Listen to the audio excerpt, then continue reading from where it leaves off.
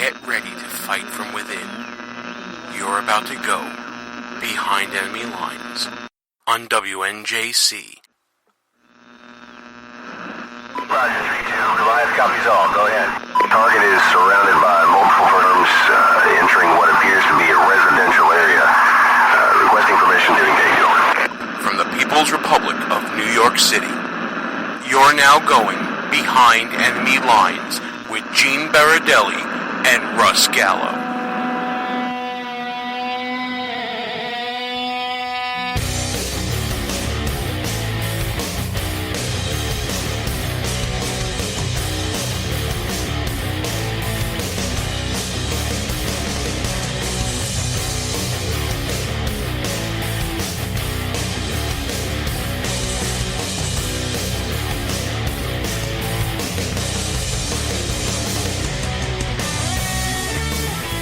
And you are now behind enemy lines. Hey there, how you doing, America? Gene Baradelli here with you after a snowy weekend here in the People's Republic of New York City.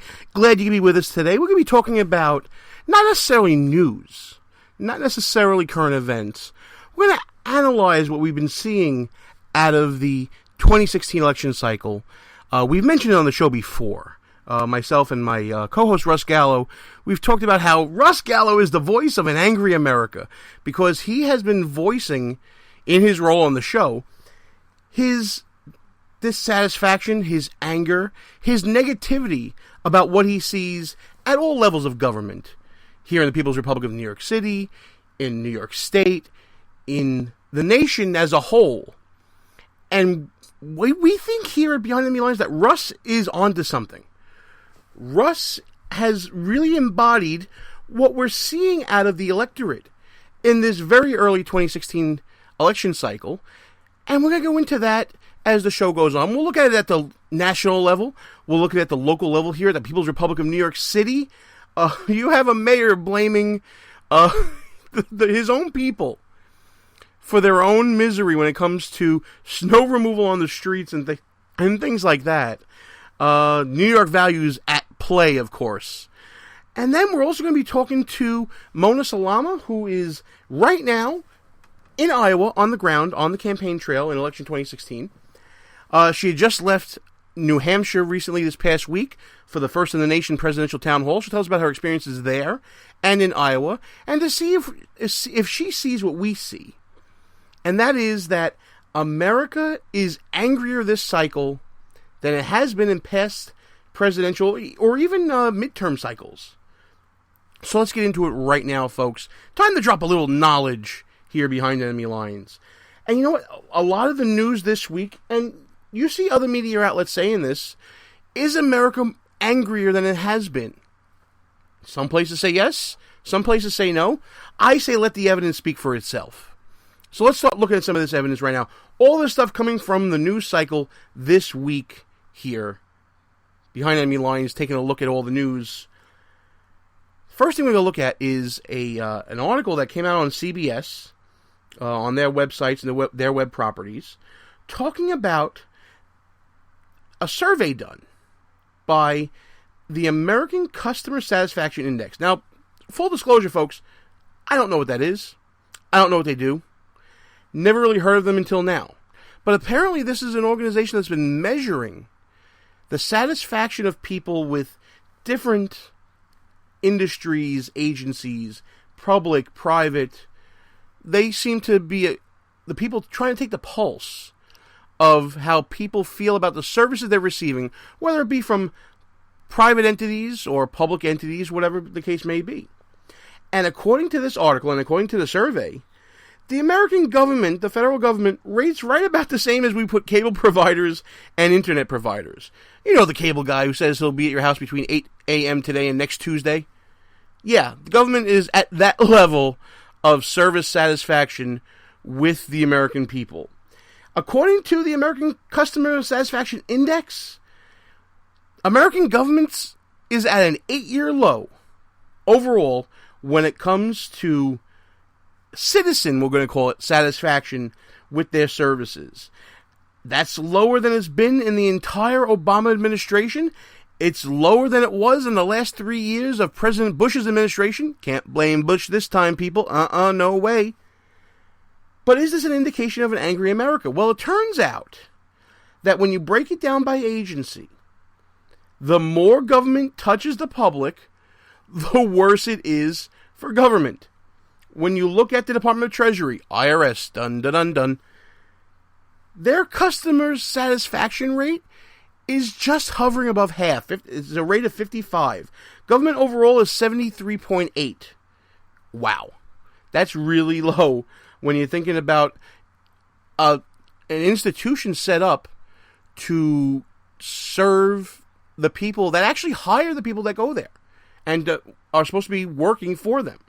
Now, if you were an employer and you had an employee that was only satisfying your customers 3 out of every 4 times, and there were at least 1 out of every 4 people, probably more in some cases, especially different departments, where those people were, almost half of them were dissatisfied with the service they were receiving, wouldn't that make you think that there would be a time for changing, that you would have to have some employee turnover, that you'd have to improve on how you deliver your services, perhaps become more efficient, perhaps become better at surveying and assessing the needs of the people that you're serving?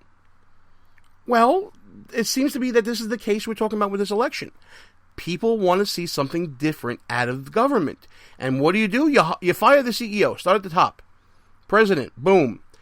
You want to get rid of that person on the top, and hopefully things change down below as policy goes from top to bottom.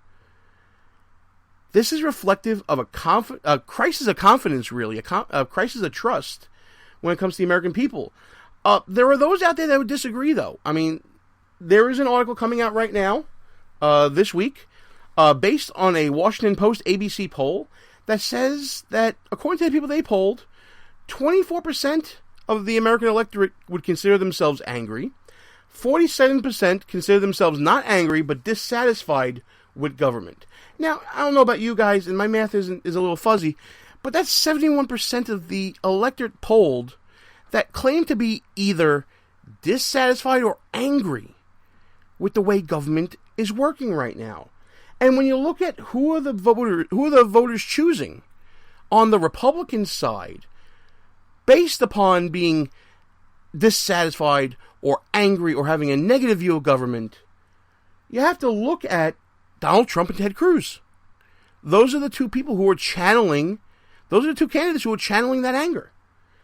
Currently, you have Donald Trump polling at 37%, and Ted Cruz is somewhere in the 20s, I believe. Someone can check me on that as you're listening to the show. If you want to leave a comment and see if I did anything wrong, let me know. And by the way, if you want to do that, we got a chat room going on right now at www.behindenemylinesradio.us. Click on the Listen Live button. You can join me in the chat and hang out a little bit. People are going to start coming into there soon, and we'll be discussing some politics and some feedback. But back to this poll, those who support Donald Trump, according to this Washington Post ABC poll, of Trump supporters, those who have a negative view of government, 39% of those people that are supporting Trump have a negative view of government.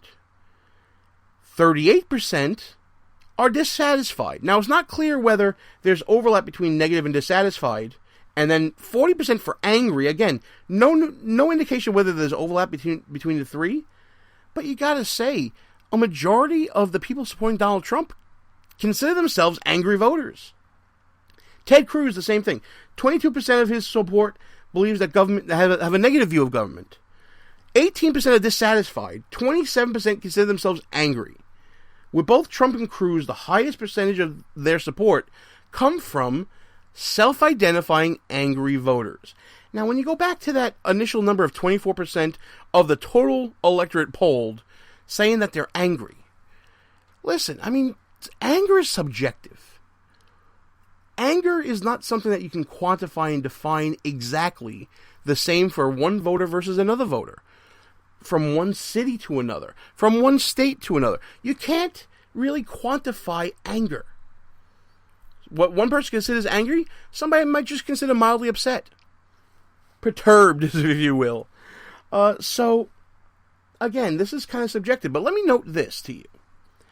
When we were looking at the 2014 midterm elections, and we were looking at the same type of poll about feelings towards government, 25% of the voters believed and self-identified as being angry at what they were seeing with government. And in that race, as you all know, the majority of the House Republican side widened, and the Senate turned over. And there's a majority in the Senate right now because of that. So when you talk about a poll of 24% being angry, to me that's a big deal. That's something significant. That's something that is probably positive for Republicans as they go to seek their own nomination in 2016. That seems to be a key component of any strategy. You got to tap into that anger. Is Jeb Bush the voice of an angry America? Maybe that's why he's behind. Is Marco Rubio the voice of an angry America? Maybe that's why he notched it up a little bit the last debate to show a little more forcefulness, to show a little more emotion when he was talking. Does John Kasich embody an angry America? I would say no. But who does? The two top flight people. You're talking about Donald Trump, Ted Cruz. I mean, really, does Dr. Ben Carson typify an angry America? He may have the support of some angry Americans, but is he channeling that? Is he embodying that? I don't think so. But so on the ground, you're seeing angry America voicing their opinion. And while they may not be the majority, they could be, listen, reasonable people can disagree whether they are the majority of the electorate on the Republican side or the Democratic side. I mean, you can see Bernie Sanders supporters being angry at the way things are, but for different reasons. Not enough government, not enough intervention, not enough income equality. I mean, listen, liberalism is a mental disorder, but anger can come from mental disorders as well. You know what I mean? So when you look at the electorate, especially on the Republican side, though, crisis of confidence, lack of trust, angry, looking at government like a cable provider. I mean, probably get better service from a cable provider, but you get my point. There's an anger out there that's being tapped into, and that's why you're seeing candidates who are not part of government, who are setting themselves apart from government, who are setting themselves apart from the establishment, running this election cycle so far. But the crisis of confidence and the lack of trust that we're talking about doesn't end at the grassroots. You can see that at the top already as well. There's a crisis of confidence that is being compounded by corporate decision-making. And, you know, if you want to blame the 1% on this one, fine, that's your thing, whatever. But when you look at multinational companies and what they're doing to save themselves from what they see as a disadvantageous tax scheme and system, there's a crisis of confidence in government there as well. And of course what I'm talking about is the latest news of large companies, large American companies, that are choosing to leave America, going overseas, closing up shop here, taking jobs and their assets elsewhere, in order to take advantage of the benefits of other systems that are not American. Recently this week, we saw what happened with Johnson Controls. If you've been following this in the news, Johnson Controls is moving to Ireland. And for those of you who don't know who Johnson Controls is, they were bailed out by the federal government to the tune of hundreds of millions of dollars as part of the auto industry bailout that President Obama likes to tout as being so successful. They received hundreds of millions of dollars of tax breaks from various states, Michigan, Wisconsin, others. And now they're packing up shop and they're going to Ireland. As they say. Going to Ireland because in Ireland, when they perform what's called a corporate inversion, which is basically taking a multinational company, having its operations purchased by foreign operations, dissolving domestically, and then reincorporating abroad. By doing that, Johnson Controls is going to have a savings annually of $150 million. Let me say that again. $150 million savings every year goes back on the books just by performing this corporate maneuver. Now, if you are a shareholder of Johnson Controls, or if you're an officer, this is a no-brainer. You have a fiduciary duty to your shareholders and your company to do what's in its best interest. And if leaving America is not in your best interest, and if the government doesn't care enough to change the scheme in order to save those jobs, in order to keep that revenue here, well then, you know what? Sounds like America's losing out, and losing out big time. We've seen this before, though. Ireland, also the location where Pfizer is relocating from here in the People's Republic of New York, they're going to Ireland. Medtronic, another high-tech medical company, multinational company, going to Ireland. Coca-Cola's largest bottler, going to Great Britain. And all for the same reason. Even though they don't say so, they're not going to publicly say this. They're going to deny to the hilt that this is the reason why. But the tax code here in America is less advantageous than it is overseas. Again, it's a no-brainer, folks. I can't blame self-interested people operating in their self-interest. What I can blame is government failing to recognize this and adjusting and making changes accordingly. And the changes I'm talking about are fundamental changes to the tax code. Look, everyone wants to talk about changing the tax code to unburden Americans who are paying it right now. It's too confusing, it's too voluminous, all these things. But if we really want to talk about comprehensive tax reform, and again, I don't want your eyes rolling over on this with me, folks. This is kind of important stuff. We talked about the grassroots, bottom up, now we're talking top down. You got to be able to get the money back in America. The tax base is eroding. It's eroding quickly. Lots more companies are going to be doing this, and many have done it already, and it's already started to erode our tax base, which means when you start eroding the tax base, you have less money coming in. When you have less money coming in, guess what they're going to do? Start squeezing you more, either by giving you less services or more taxes. It's a big thing, people. We really need to focus in on this. I know we focus on the grassroots going up, but we got to look at the top down as well, and we got to meet in the middle somewhere. One thing that can be done right away is lowering the tax rate for all the earnings done overseas coming back into America. Look, the way other systems work is they have a territorial-based tax system in Ireland and other places where the money you earn, based on where it is earned, is the rate at which it is taxed. But in America, we have these high rates for what's called repatriating income. So not only do you get taxed on the income that you earn that's on your books, when you bring it back into the country, it's get taxed again. And we're not talking about chump change here, folks. We're talking about at least $2.6 million. Oh, excuse me, million. 2.6 billion. Oh, wait, not billion. 2.6 trillion.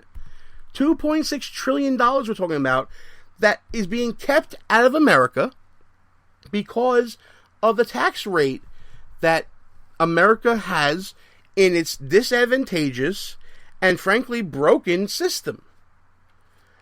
I gotta tell you, folks, all you need to do is lower that rate enough, and you get an influx of income back into this nation, a reinvestment back into this nation, the likes of which you won't ever see again.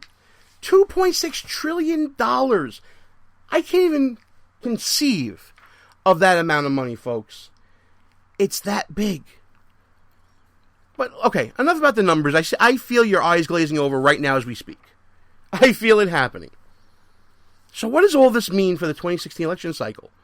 Well, I would say to you, others would disagree, but I would say to you that the 2016 election cycle thus far has been a reflection of this anger. You know, for every action, there's an equal and opposite reaction. That's what we're taught in science, right? Well, let's analyze what we have here. Angry electorate, people who have been basically brushed aside by government, who have been disenfranchised by government, who have been disadvantaged by government, who have been made poor by government. And who are they going to? The people that embody that reflection. There was an article this week talking about the rise of the evangelical vote for Donald Trump. And at face value, that seems absolutely ludicrous. Donald Trump says 2 Corinthians. He doesn't say 2 Corinthians. Everybody who claims to be evangelical caught that and probably laughed at it. But it doesn't matter to them. Here are the things going on that we didn't see happening in 2012. Donald Trump identifies as Presbyterian. That's something that evangelicals can identify with, unlike Mitt Romney, who we all know is Mormon. And there's nothing wrong with the choosing of your religion, but there is a comfort level in knowing your own versus somebody else's. That's why you've only seen one Catholic president, right? Same thing at play here somewhat. But you also have a group, and the evangelicals is definitely this part of the group, that has been maligned by government. They're the clingers. They're the people clinging to their guns and their Bibles, right? That's what President Obama claimed that they are. That's how they've been characterized. And there's some anger there as a result of that characterization. So who are they gravitating to? And we saw this at Value Voters Summit back in 2015 in the fall. Social conservatives are most emboldened right now because they're tired of being pushed to the side. They're tired of being marginalized. They're tired of being maligned. So you saw that with Kim Davis's fight against Kentucky and Matt Bevin awarding that when he became governor and changing the law there, a victory for evangelicals. We see that with the defund Planned Parenthood movement, and we'll get to that in my final thought a little later. And you're seeing that now with the anger that Donald Trump is putting out there and reflecting for them. Donald Trump stands up to the media. He stands up to what he thinks is PC. He stands up to the establishment. When you say those 3 things, who are the 3 enemies of the evangelical or the social conservative? Media, who's maligned them as being clingers, along with the establishment, who, in this case, we're talking about the federal government, who says that they're clinging to the Bibles and their guns. And the whole PC racket of diversity and inclusion and tolerance, things that social conservatives, and let's face it, they're social conservative for a reason. They want to conserve their way and the traditional values that this country has embodied for decades. That anger to the media, that anger to political correctness, that anger to the establishment has resulted in Donald Trump broadening the base and bringing in this social conservative wing that now feels emboldened to voice that anger in the form of Donald Trump and, to a lesser extent now, Ted Cruz, who is starting to emerge. And look, Ted Cruz is out there looking to get that vote. His father is out there courting ministers all over the nation, influential social conservatives. You see it going on right now. Now let's talk about the opposite of that reflection. And what I'm talking about right now is the recent news about Hillary Clinton and Ted Cruz and their involvement in Goldman Sachs. Goldman Sachs, the biggest Wall Street player in politics. Public enemy number 1, folks, because of the anger that's been around throughout the Obama presidency. Whether you are Republican, conservative, Democrat, liberal, at some point you've become aware that there is a movement in this nation, and it's embodied by some on both sides, towards the 1%, towards the people who are bailed out by the financial crisis, towards the shuckers and jivers and the movers out there. Those people that are the easy target, that are in stocks and securities and that are making money hand over fist while America's still struggling. What we're being told is a recovery. We know it's not a recovery, folks, but we're being told that. So when you hear in the news of Ted Cruz's $500,000 loan and his failure to disclose it when he ran for Senate, or about Hillary Clinton's speaking fees that Bernie Sanders loves to talk about, or Donald Trump talking about how Ted Cruz is in bed with Wall Street, again, this is tapping into an anger that the American people have. Left, right, center. It's there, and you can get caught up in it very easily, no matter what side you're on. Anger is driving this election. It drove the election in 2014. It's going to drive it again in 2016. That's why I'm so confident that we're going to have a Republican president by the time this year is out and we start looking towards 2017 and beyond. It's happening, folks. The so-called silent majority, part of it has awakened. The part that feels maligned and marginalized, the grassroots, the evangelicals, your social conservatives, they're lining up with non-traditional candidates who are embodying and personifying that anger. And they're doing it in numbers that we haven't seen in a long time. That's why, in my opinion, this election has been so skewed towards the year of the outsider. That's why Jeb, ! Has not been picking up steam. That is why John Kasich is being made into a Fruit Ninja meme. The time has come for angry America to rise up. And they feel it right now. And you know what? From anger comes change. We saw it in 2014. And angry America got out to vote and changed the majority in the Senate. And angry America got out to vote and widened the majority in the House. And I think an angry America will come back to the polls and elect a Republican to the highest office in the land, the presidency of the United States. Folks, we're just about at halftime here on the show. Thanks for listening to Behind Enemy Lines. I'm Gene. Russ is working this week. And while I got you listening, come check us out at www.behindenemylinesradio.us. Check us out on the Facebooks and the Twitters at BEL_radio.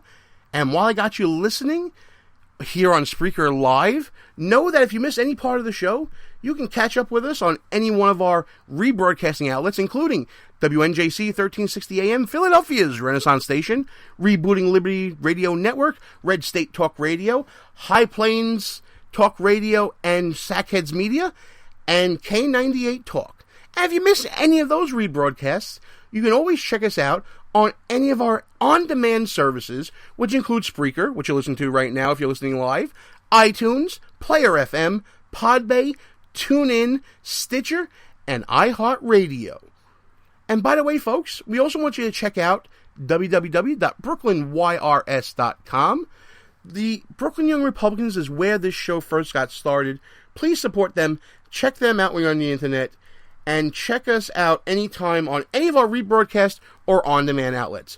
Time for a quick break here, folks. When we come back, we're going to be talking a little bit more about an angry America, but this time in the People's Republic of New York City. And boy, folks, if you thought that you've heard enough about New York values when we were talking about Ted Cruz and the debate and the whole backlash from that, we got something for you, folks. New York values on display once again. But before that, Gene Baradelli, Behind Enemy Lines, will be back right after these brief words. I'm Vito. And I'm Vito, and we're from WNJC's The Vito and Vito Show. Every Friday at 1 p.m., you can hear Vito and Vito bring you the perspectives of two college-age millennial conservatives who are committed to defending the principles of free markets, liberty, freedom, and individualism from Brooklyn, New York. Follow us on Twitter, Facebook, and Instagram at Vito and Vito Show, and check out our blog posts and articles at VitoandVito.com. Vito and Vito Show every Friday, 1 p.m. on WNJC 1360 AM, Philadelphia's Renaissance Station. In Brooklyn, it's nothing but the truth.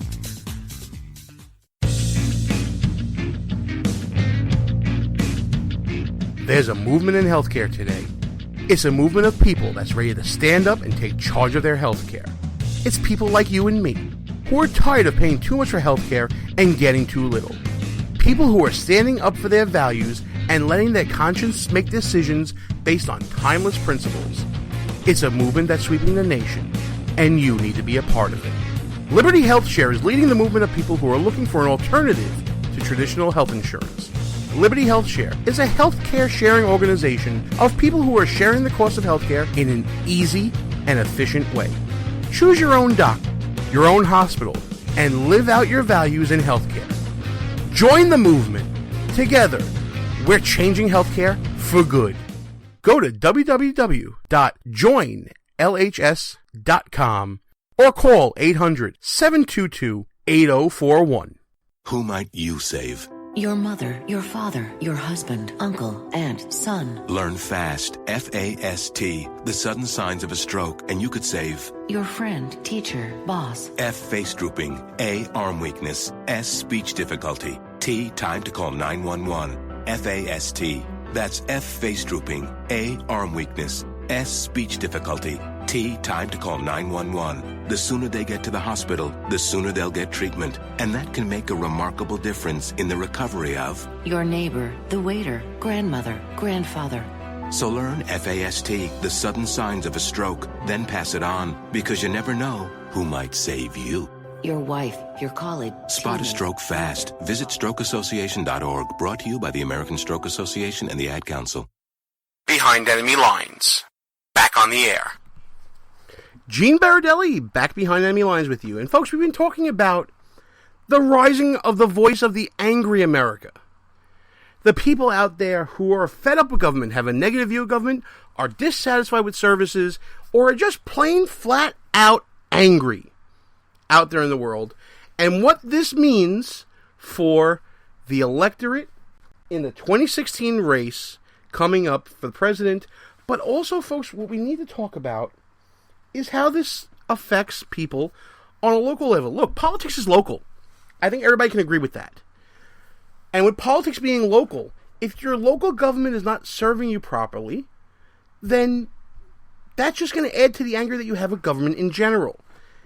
And being from the People's Republic of New York City, I thought I would relay to the nation, all you out there in radio land, the whole idea of what's going on in New York with this idea of New York values. We've seen it as a hashtag throughout the interwebs, on the Facebook and the Twitters, for about a week now, since Ted Cruz started talking about it and since Donald Trump took exception to it. Listen, I'm a born and bred New Yorker. New York is in my blood. But I understand what Ted Cruz is talking about when he's talking about an angry America.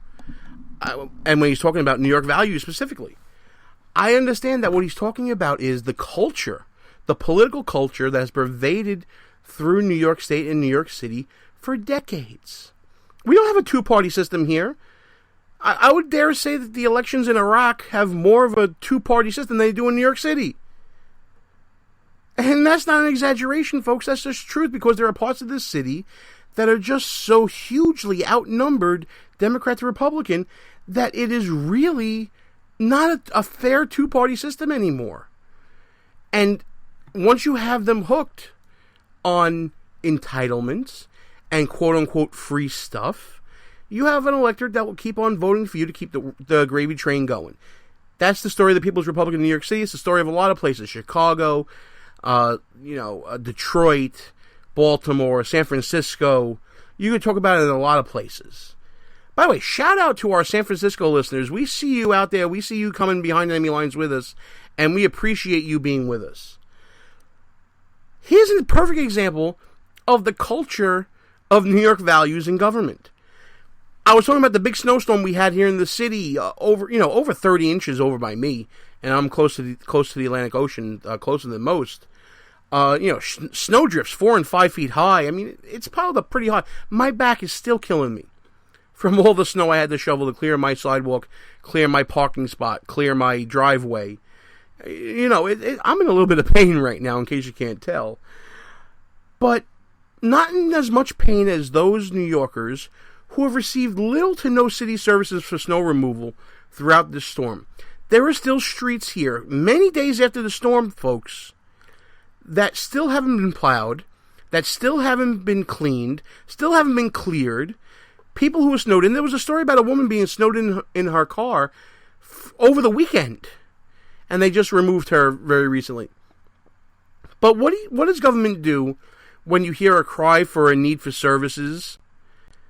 Well, here in the People's Republic of New York City, our mayor blames the citizens. New York Post widely reported that our mayor, Warren Wilhelm, I always get that wrong. Bill de Blasio, he changed his name, folks, to become more palatable for the electorate. Just saying. Bill de Blasio is blaming residents for their snow removal issues and why they haven't been able to get out of their streets. blaming them for clearing off their cars and pushing the snow back into the street, when it's clear that these streets have not been plowed once. Or if they were plowed once, it was early on, and another 20 inches of snow fell on the ground. Government resenting its citizens. How dare they ask for services that they pay for? That's New York values, folks. Another example of New York values. During the same snowstorm, it was also widely reported in the New York Post that the fire chief had the sanitation workers working in the area remove the snow from his house. So here I am shoveling snow like a sucker. Here are my neighbors helping me out and helping each other out like suckers. And this guy who's getting paid on the government dime, getting paid with our tax dollars, is using city services to clear his house. Well, isn't that nice? Wouldn't it be nice if we all had our own personal sanitation department to clear off our houses ourselves too? Abuse of power. New York values. Another example of New York values. Also widely reported, Daily Caller, other outlets, the Speaker of the City Council, Melissa Mark Viverito, who, by the way, is an ardent Hillary Clinton supporter and wants to campaign for her as a Latina for Hillary, wants to decriminalize many of the quality of life offenses that 20 years ago saved this city and turned crime around. The whole broken windows experience of Bill Bratton, and later carried on by Bernie Kerik and Ray Kelly. She wants to get rid of all that. And Bill Bratton, who's back in the city, is okay with some of these offenses going by the wayside, becoming civil offenses, like public urination. That's not going to be ticketed anymore. Well, I guess that is in line with New York values. I mean, there is a public masturbation booth now on 5th Avenue and 28th Street. I kid you not, folks. But here we are again. Bad behavior. Some small drug offenses are included in this, not just public urination. I just picked that as an example. Bad behavior condoned. New York values.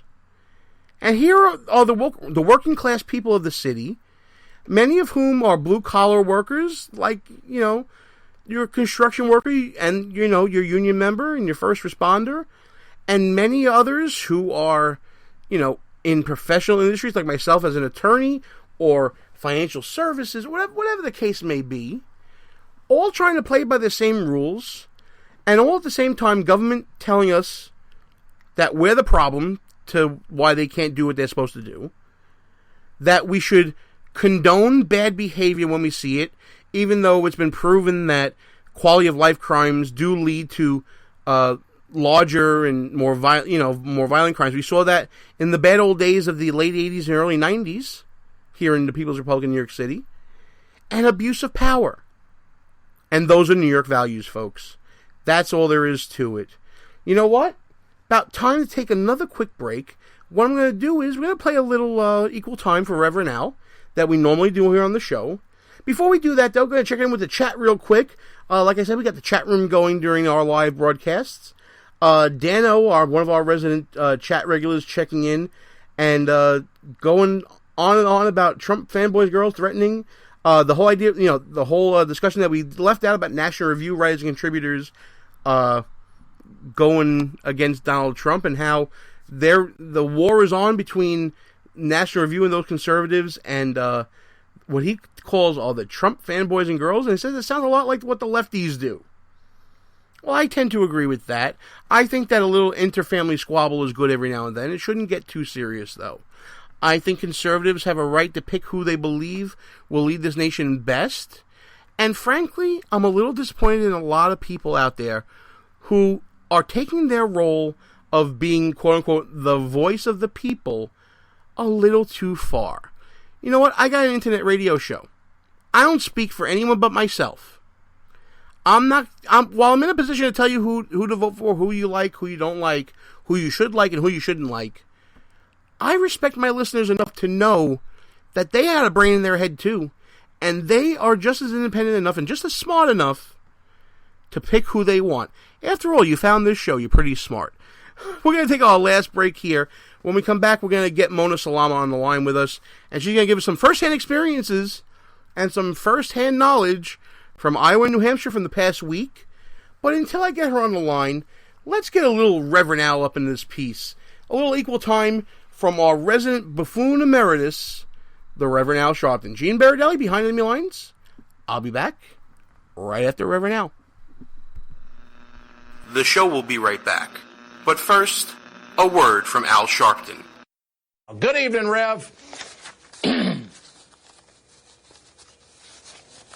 Thanks Good evening, to Rev. you, Ed. Is this Groundhog Day 2? We are watching that was Attorney General Eric Holder, ABDs, about some Republicans at home are already beating the drums of war. Today, the Pentagon refuted that claim. And he said the American people do not want him to, quote, dwindling, they do not want him dwindling his thumbs. You can get a gig as a contortionist. Intravenous fluids and pills coated with gelatin. We don't leave our women or men in uniform behind. It's a monument to the hubris of Dick Cheney, Representative Raul Labrador. Years of abuse. I personally apologize to Mr. Peebles. Just ask to soon-to-be former Congressman. Democrats are outright jitty. CIA's counterterrorism center. Veteran Affairs Secretary Shinseki. Why do I always mess up his name? Shinseki. I love my critics. I have fun with that. Politics Nation with the Reverend Al Sharpton starts right now. Good evening, Rev. Good evening, Dr. Dyson. But wait, there's more. And we will much about that be committed. So there's no real conflict. Michael Druniak, including Lincoln himself, Daniel Day-Lewis. Behind Monica Lewinsky, the one and only Trey Songz is here. But Allison Lundergan Grimes, Gina De Jesus, when Gina De Jesus, Tea Party challenger Matt Bivens. People don't want to have their Social Security overall. The Republican savior, Mark Rubio's big night in evolution and Galileo. I mean, this whole thing of Galileo. America's changed. Unless IT and Skillets, President Putin doing something similar back in, it won't change this fundamental fact about the GOP. Just how absurd these attacks is. Nearly 6 months after the dangerous traffic jam, the Thai military says, my friend for many years, Ilyana Van Zandt. There's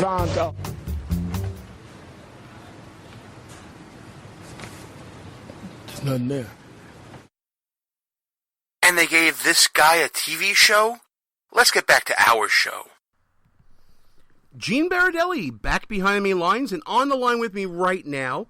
Checking in, I think she just got off the plane in Iowa and will be there for a couple of days. Mona Salama from Politichicks. Mona, you there with us? Hey, what's going on, everybody? Hey, Mona, thanks for joining us right now. I know you just got off the plane, so we're not going to really talk too much about your experiences in Iowa, because basically your experiences include the airport. Let's talk about... I just got off Go ahead. You just got off your plane? Yeah, I just got off seeing Ben Carson's event. He had a event in a church. So it was nice that I actually went to church, so I don't have to go to church for a week. All right. I'm glad that the whole building didn't shudder when you walked in. But you know what? We've been talking today on the show about the rise of the angry voter in America. You've been traveling around the country. You're currently in Iowa. You've been to New Hampshire. You've been to South Carolina and points in between. Are you finding that voters are more motivated because they're angry about what government has been doing to them lately? 100%. And, ever since Donald Trump has nailed it on getting in the race and nailed it, repeating everything of the American people, it's just motivated the American people to come out and be like, we're sick and tired of these politicians saying one thing and doing another. So I think it's time for a change. And as you can see with the rallies with Donald Trump, even with Cruz, his supporters are coming out, even Rubio supporters. Lately with New Hampshire, with Bush, I covered Bush twice in person just to get a taste of it. He's getting his supporters out there, and a lot of these Chris Christie is really dominating. I haven't checked out Kasich yet because there's always conflicts with another event, but a lot of these guys who hold town hall or meet and greets, they really rile up the crowd. They pack up an event. If the venue is big, like, let's say Joe's Bar in Brooklyn, it can be over capacity. So everybody has their support, the group of candidates they want, and they're so angry of what Obama has been doing the past 7 years, and they want to change, and they're so scared of the future, especially Donald Trump supporters. Yeah, that's what I wanted to follow up with you on. If you see more of a desperation as you go from the quote-unquote outsider like a Trump or a Cruz versus a quote-unquote establishment candidate like a Jeb Bush, is there more of a desperation that change what's happened now when you go to a Trump or a Cruz event as opposed to a Jeb exclamation point event? Jeb exclamation point. The difference between a Jeb event is Jeb and Marco Rubio says that frustration is not enough just to win the election. That's their talking points in their town rallies. Cruz and Trump, their town rallies are saying the frustration and the American people must come together and unite behind a candidate. Back then it was like either or, but now it's like unite with me, not with this person, and let the best man win. You know what? That's really interesting. I think I got to agree with you on this. And I think that Marco Rubio's debate presence at the last GOP debate showed that he needed to ratchet up that forcefulness and ratchet up that anger if he wanted to be there with the big boys. No, Rubio's game plan was that he knew that Cruz can always come back for the comeback. So if he waits till the last minute and gives 11 talking points of saying you did this, you did that, you did this, it doesn't give Cruz enough time to defend himself. So he waited till the last minute. So he was very quiet and silent. And, Christie shut him up twice. It was like, listen, you already had your turn. Stop talking. Christie was doing that New York, New Jersey rally, like, try again, boy. Yeah, Chris Christie's been getting feistier. And, again, this is a reflection of, I think they're seeing that this is the year of the angry voter. Now, you were in South Carolina recently. You were in New Hampshire. Can you give us a sense of the difference in mentality of the voter? Are there same issues? Is it the same anger? Or is there really differences between that electorate and the other electorate? Well, the difference between the two events I went to, South Carolina was a Tea Party coalition. So, of course, you're going to have the angry, anti-establishment, anti-Obama crowd, as opposed to First in the Nation, where they're worried about their states, what's going on with the drug epidemic and things like that that's affecting New Hampshire. And they're really worried about making sure that whoever they support as a candidate is the one they want. And a lot of them are more about worrying about ISIS growing, especially New Hampshire. There's a lot of them about military. That's interesting. That really hasn't been covered too much nationally. I'm sure in the local papers and with your local sources, that's got to be front and center. That's really good to hear. See, that's something that you can't get from other shows, folks. People like Mona Salama coming on. She's on the ground every day. Mona has logged more miles than I think I have in my entire life just in the past 6 weeks. And Mona, give us an experience from the road. What is it like when the downtime comes, when you're coming off the adrenaline rush of covering an event, and you just got into something with like you had a great interview with Rand Paul's wife, and that was an amazing experience. Was it like coming down from that and then coming back to a place like the People's Republic of New York City, and then watching the Patriots lose? And when my sister is a Broncos fan. Oh, now you're getting personal. See, the Patriots losing should not be that big of a deal. Ouch. I'm only kidding with you. I know you're a big Patriots fan. Mm-hmm. Go ahead. Yeah. It's really hard. Like, you have this, like, adrenaline running around, even if it's like 50 miles apart from one event to another, covering the event, and then you come back home and you're with 26 inches of snow, and where the hell is de Blasio? And he's holding town hall saying, like, the sanitation, the NYPD did a good job, giving out 25 tickets for snow splitters. Why is my street not plowed? Why is there a sanitation truck in front of my building still stuck? Oh, there is? Wow. I didn't even know that. Yeah.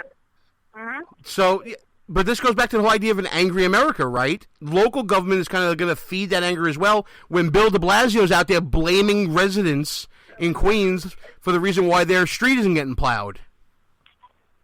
Yeah, that's socialism for you. When it doesn't work their way, they're going to blame the people. Absolutely right. When government starts resenting their people, we got a problem with government. But that's just part of the New York values, in my opinion. I know you don't like that phrase. No, I don't. Which is okay. I think we can reasonably disagree about that. It should be New York liberal values. That's what you should have said. I think that's fair enough. I agree with you totally. Ted Cruz so now, what's on the right schedule for the week? It's true. Okay, schedule for the week. Tomorrow, I think I'm going to do Carly. I'm going to do Ted Cruz. There's a pro-life rally with Rick Perry, Governor Rick Perry. That's the big one. I'm definitely covering that because I missed the one with Steve King and Governor Perry and another person from the Family Life. I forgot his name. I can never say his last name. Huh? Van der Plaat. There you go. I missed that one because thanks to Delta, they don't know how to get me where I'm going. So I have to. Well, listen, Delta wasn't going your way. By the way, for those of you out there, Mona Salama does not endorse Delta Airlines. They delay your flights. They make sure you don't get to events on time. Horrible service. Horrible service. I demand a boycott. There you go. So listen, Mona, you're going to be delivering all this great up-to-the-minute coverage for the rest of the week. Tell everybody where they can find you on social media and everything. I'm Became Professional, so it's my name, Mona Salama with an underscore. And you can find all my work at politichicks.com. The hardest working woman in politics today is Mona Salama. Check her out on Twitter at Mona Salama _. She's writing some great stuff for Politichicks. And one day I'm going to get her to write something again for Behind Enemy Lines. But I feel guilty asking because every time she's running around everywhere, I know she's doing what she has to do. One day we'll get her to come back home. Mona, anything else you want to add about your experiences before we let you go? I just can't wait to see what Donald Trump is going to do. Is he, because right now I'm hearing word that Roger Ailes is calling him because he boycotted the event. Kennedy is calling him. He's not taking their call. So I think he wants to hear the higher up river. So I want to see if he's actually going to be there on Thursday because Ben Carson said in the press avail that he thinks that Donald Trump will be there. But if he's not going to be there, I want to see where's the event in Iowa for the Wounded Warriors. All right, there you go. And listen, finally, I want your prediction by the end of the week. Who's winning Iowa? Who's winning New Hampshire? After you come back. I think right now I'm saying it's going to be split between Ted Cruz and Donald Trump because during your radio show, Tony Perkins from Tony Perkins, I can't remember where. My mind. Yeah, he's from Family Research Center. There you go. He just endorsed Ted Cruz, but then you have the Liberty University president just endorsed Donald Trump. But I think it's going to be a four-way split between Trump, Cruz. Don't count out Rand Paul. I'm telling everybody, do not count out this curly hair boy. And I would say Rubio a little bit. He's going to get a percentage, but don't count out those four. And coming to New Hampshire, we'll talk about that next week. That sounds great. I'm glad you're on the ground safe. We're going to have more snow for you on the weekend when you get back. And keep working hard. We're all proud of you here at all the great work that you're doing, Mona. Thanks so much for calling in. Thanks, guys. Anytime, guys. All right, and that was Mona Salama from Politichicks and a Behind Enemy Lines contributor. Just about time now to turn it over to the final thought portion of the show. And, of course, listen, Mona always does a great job for us. I am so happy that she was able to come on and give us that on-the-ground stuff. You know what? Our little show has grown so much. Vito and Vito are going to have big things happening for them very soon. Mona, of course, with Politichicks and all the great things that she's doing. And there's going to be some surprises from Behind Enemy Lines coming in the weeks to come. You're going to really like it, folks. Final thought time. I promised to say something about what's going on with Planned Parenthood and the indictment that was brought down by the grand jury of Daniel Delayden in response to his videos. You know, folks, I got to be honest. I'm not so familiar with the Texas Penal Code. I'm going to look things up, and I'm going to probably write something on the blog later at www.behindenemylinesradio.us.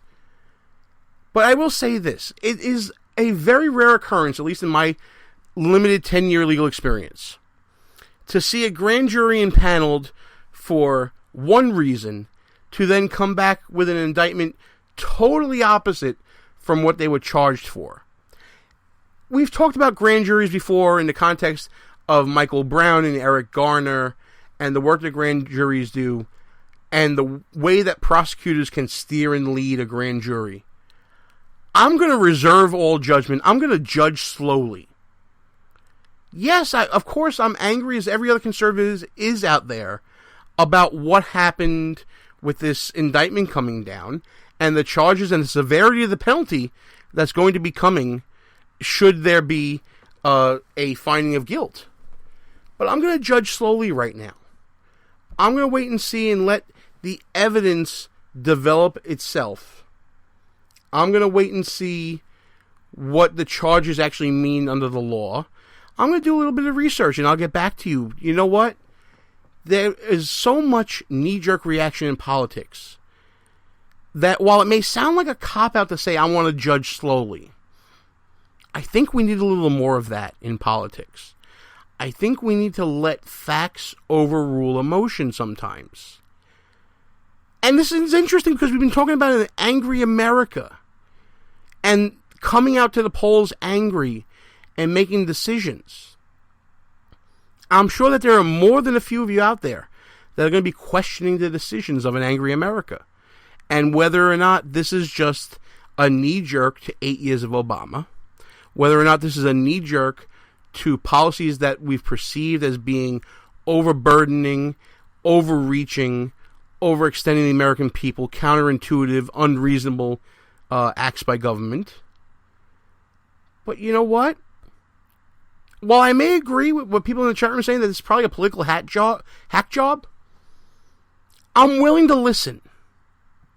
And I think we all need to be willing to listen, especially as the Iowa caucuses, New Hampshire caucuses, the primaries coming down in states like South Carolina and Florida, Super Tuesday looming. Let's listen a little more and scream a little less, and maybe an angry America can pick the right candidate. Maybe they have already picked the right candidate, and maybe I'm overreacting, but I think we need the emotion to come down a little bit and the brain to take over a little bit. We fell in love with our candidate in 2015. Time to fall in line behind the best conservative out there and win this race. Folks, that'll be it for me. I want to thank you, everybody, for listening. We'll be back next week with some exciting guests, some exciting content, and some exciting news for Behind Enemy Lines. But until then, it's time to shut it down. Good night, folks. Thanks for listening. And we are out of here.